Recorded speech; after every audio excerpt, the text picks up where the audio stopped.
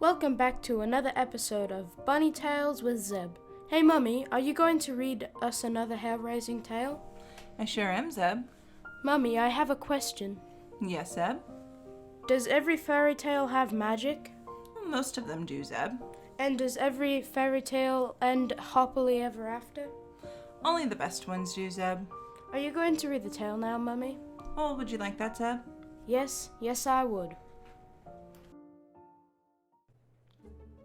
Mother's Nursery Tales, told and illustrated by Catherine Pyle. The Three Little Pigs. A mother pig and her 3 little pigs lived together in a wood very happily all through the long summertime. But towards autumn, the mother pig called her little ones to her and said, "My dear little pigs, the time's come for you to go out into the world and seek your own fortunes. You will each want to build a little house to live in, but do not build them of straw or leaves. Straws are brittle and leaves are frail. Build your houses of bricks, for then you will always have a safe place to live in. You can go in and lock the door, and nothing can harm you." She then bade the little pigs farewell, and away they ran out into the world to make their fortunes. The first little pig had not gone far when he met a man with a load of straw. The straw looked so warm and smelled so good that the little pig quite forgot what his mother had told him. "Please, Mr. Man," said the little pig, "give me enough straw to build a house to keep me warm through the long winter." The man did not say no. He gave the little pig all the straw he wanted, and then he drove on. The little pig built himself a house of straw, and it was so warm and cozy that he was quite delighted with it. "Oh, how much better," said he, "than a house of cold, hard bricks."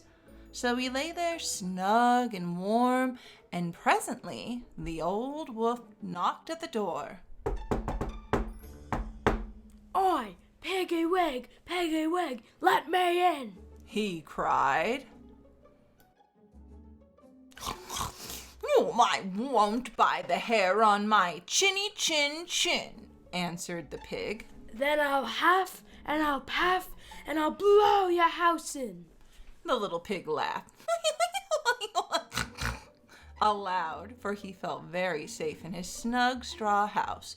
"Well, then huff and then puff and then blow my house in," he cried. Well, the old wolf did huff and puff, and he did blow the house in, for it was only made of straw, and then he ate up the pig. The second little pig, when he left the forest, ran along, and presently he met a man with a great load of leaves. "Oh, kind Mr. Man, please give me some leaves to build me a little house for winter time," cried the piggy. The man was willing to do this, and he gave the little pig all the leaves he wanted, and then he went on his way. And the pig built himself a house of leaves, and it was even snugger and warmer than the straw house had been. "Oh, how silly my mother was," said the pig. "She'd tell me to build a brick house.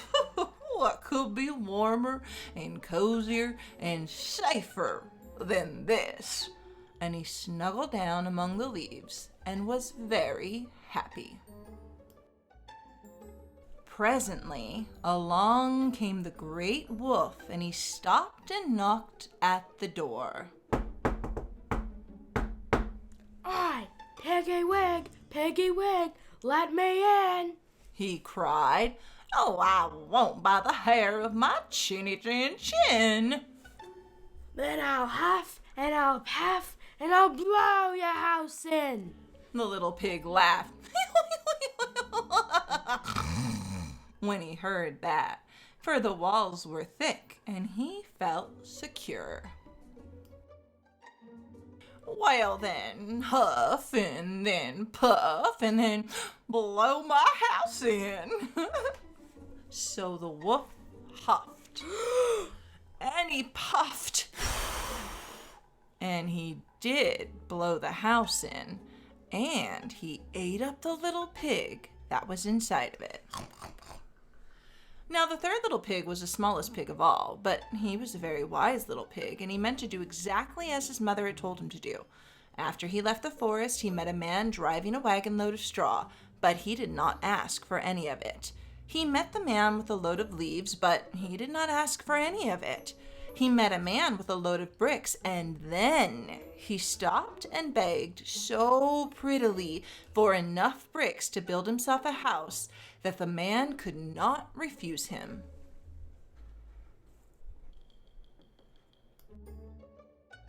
The pig took the bricks and built himself a little red house with them, and it was not an easy task either. When it was done, it was not so soft as the little straw house, and it was not so warm as the little leaf house, but it was a very safe little house. Presently, the old wolf came along and knocked on the door, rat-a-tat-tat. Peggy Wig, let me in. He called. I won't by the hair of my chinny chin chin. Then I'll huff, and I'll puff, and I'll blow your house in. Well then huff, and then puff, and then blow my house in, answered the pig. So the old wolf huffed, and he puffed, and he puffed, and he huffed, and he huffed, and he puffed, till he almost split his sides, and he just couldn't blow the house in. And the little pig laughed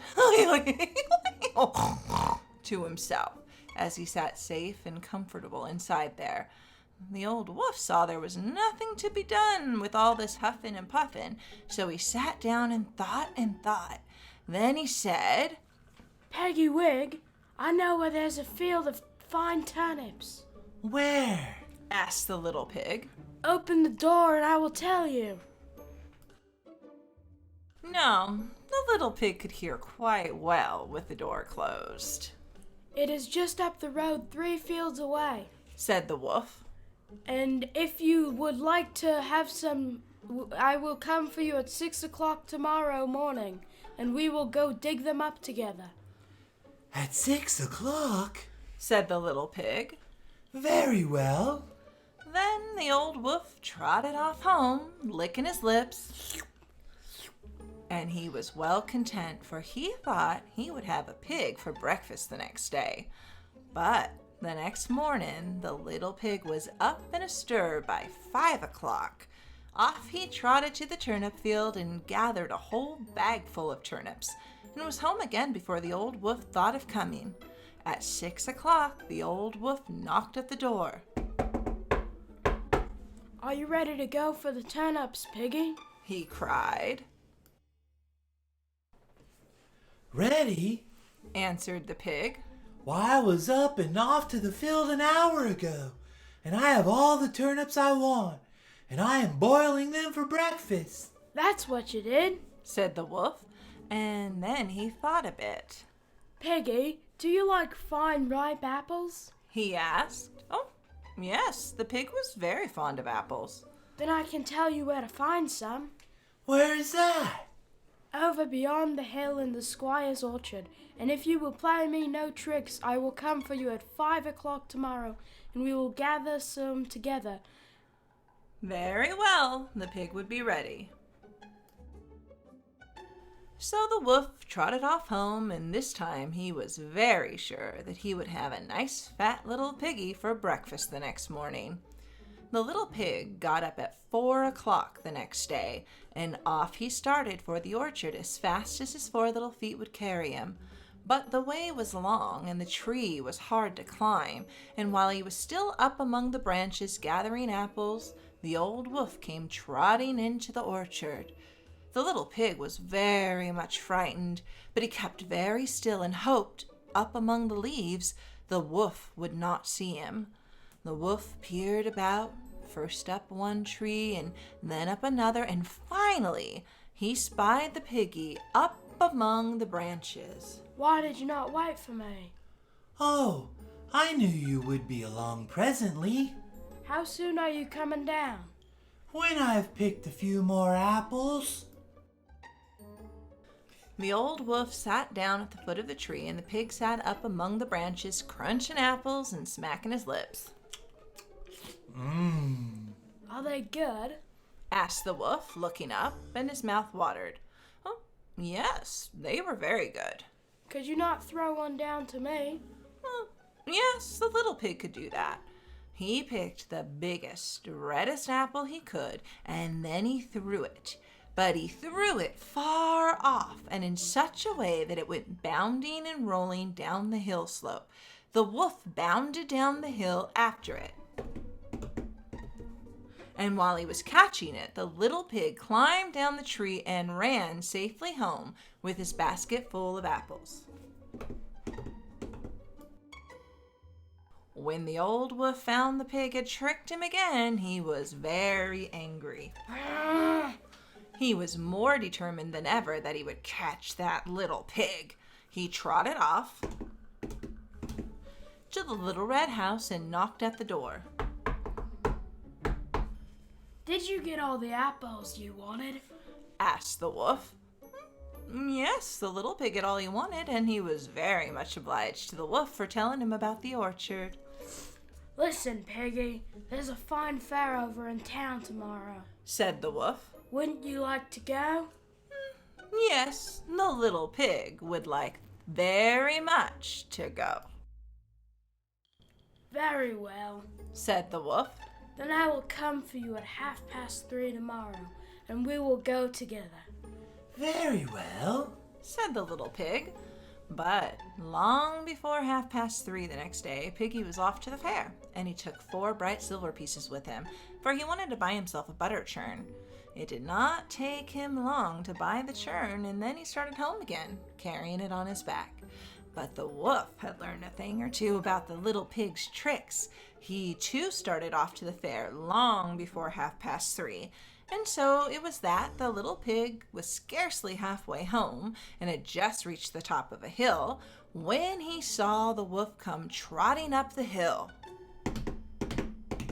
directly toward him. The little pig was terrified. Oh no! He looked all around, but he could not see any place to hide.